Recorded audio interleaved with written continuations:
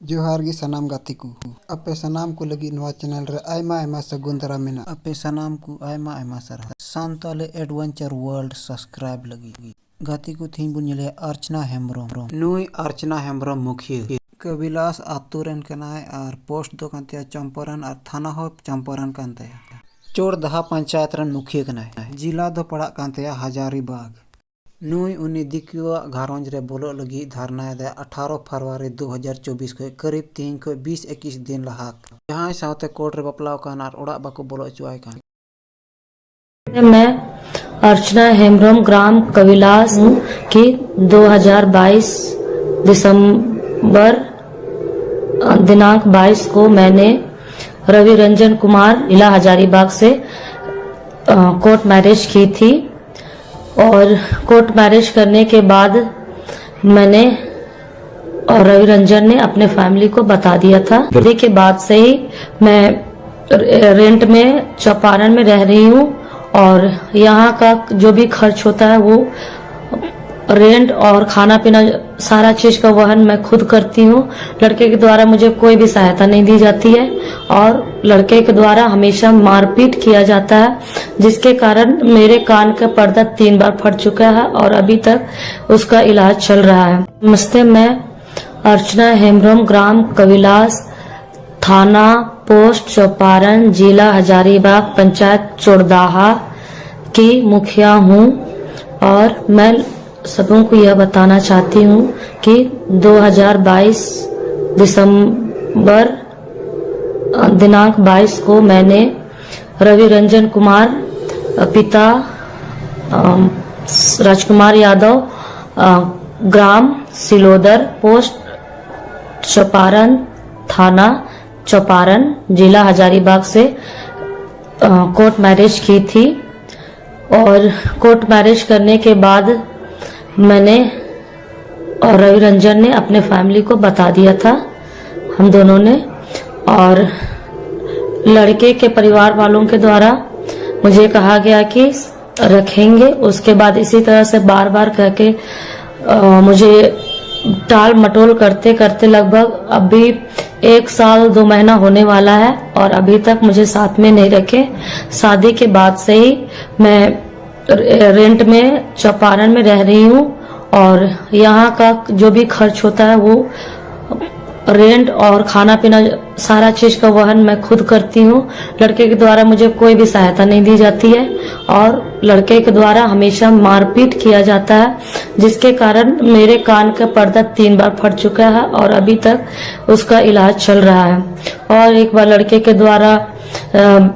Market में Chauparan market में रात 10 बजे बुलाकर मेरे साथ काफी मारपीट किया गया, जिससे मेरे पूरे शरीर पे फोका हो गए थे और मुझे उसका भी इलाज कराना पड़ा। और उसके माता पिता और उसके पूरे परिवार के द्वारा मुझे हमेशा प्रताड़ित किया जाता है। उनके पिता राजकुमार यादव, उनकी माता कुंती देवी, उनकी बहन अनुराधा कुमारी, सोनी कुमारी, जीजा जी और राजन यादव और सुनील यादव के द्वारा मुझे हमेशा टॉर्चर किया जाता है कि तलाक दे दो और मुझे हमेशा नीचे जाति की लड़की कह के, आदिवासी कह के हमेशा गाली गलौज भी किया जाता है। और मुझे रवि रंजन कुमार ने 2 सप्ताह पहले मुझे जान से मारने की धमकी दी थी और जब भी मैं बोलती हूँ कि मुझे घर ले चलो तो हमेशा किसी न किसी वजह से बहाना बनाते जाते हैं और इसी वजह से मैं अभी तक यहाँ चौपारण में हूँ। मेरे साथ दिसंबर 2023 में लड़के ने मारपीट किया, जिसके कारण फिर से मेरे कान में चोट आने की वजह से कान का पर्दा फट गया और इलाज करना पड़ रहा है। और लड़के के पिता और माता के द्वारा मेरे घर में परिवार वालों को सबों को बताकर उन्हें बार बार टॉर्चर किया गया कि लड़के के लिए काफी रिश्ते आ रहे हैं, इसीलिए किसी भी तरीके से तुम लोग एक ग्राम सभा या मीटिंग करके जो भी करके किसी भी तरीके से तलाक दिलवाओ। इस तरह से मुझे मेंटली टॉर्चर किया जा रहा है और जो भी काम मैं पंचायत में करती हूँ उसमें उनके पिता राजकुमार यादव के द्वारा मुझे हमेशा तंग किया जाता है, परेशान किया जाता है, किसी भी काम को करने में हमेशा बाधा पहुंचाया जाता है। इसलिए मैं बहुत प्रकार के कामों को नहीं कर पाती हूँ। उनका कहना होता है कि मैं जो बोलूंगा वही काम करना होगा, और मैं अपने इच्छा से कोई भी काम नहीं कर सकती हूँ। इस तरह से मुझे काफी मेंटली भी टॉर्चर किया गया है। मैंने प्रशासन से गुहार लगाई, मैंने कहा कि मुझे लड़के के घर में, मुझे ससुराल में रखा दीजिए। तो प्रशासन का कहना है कि ये प्रशासन का काम नहीं होता है किसी को घर में रखवाना। तो काफी मैं परेशान हो चुकी हूँ, और सबों के पास थाना चंपारण, उसके बाद डीएसपी, एसपी, डीसी, सबके पास मैंने आवेदन दिया है। इसके बावजूद भी कोई कार्रवाई नहीं हो रही है, और इस वजह से मैं चाहती हूँ कि इस तरह से टॉर्चर ना करे। और उनकी माता कुंती देवी के द्वारा 16 फरवरी 2024 को हमारी चाची के साथ वो काफी गाली गलौज की और जाति सूचक शब्दों का प्रयोग किया, और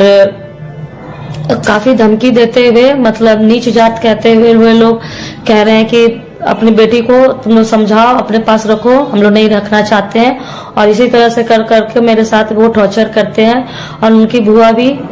सरिता देवी, वो भी मेरे साथ काफी टॉर्चर कर फोन करके गाली गलौज इस तरह से की हैं। और लड़के को भी मेरे साथ इसी तरह से करते रहता है, और साथ में नहीं रखते। और मैं आज 18 फरवरी 2024 को उसके घर जा रही हूँ, और मेरे प्रशासन कोई मदद नहीं कर रही है। तो प्रशासन कहना है कि आप खुद जाइए, इस तरह से कहना है। तो मैं अब सबसे थक चुके, इसलिए लास्टली मैं ये कदम उठा रही हूँ कि मैं खुद अकेले जा रही हूँ, और मैं वहां पर रहना चाहती हूँ। इसीलिए अगर किसी प्रकार का कुछ भी होता है, मेरे साथ मारपीट या नुकसान या कुछ भी होता है, तो उसके जिम्मेवार लड़के के परिवार वाले, पूरे परिवार वाले, और इसके प्रशासन भी थोड़ी जिम्मेवारी है।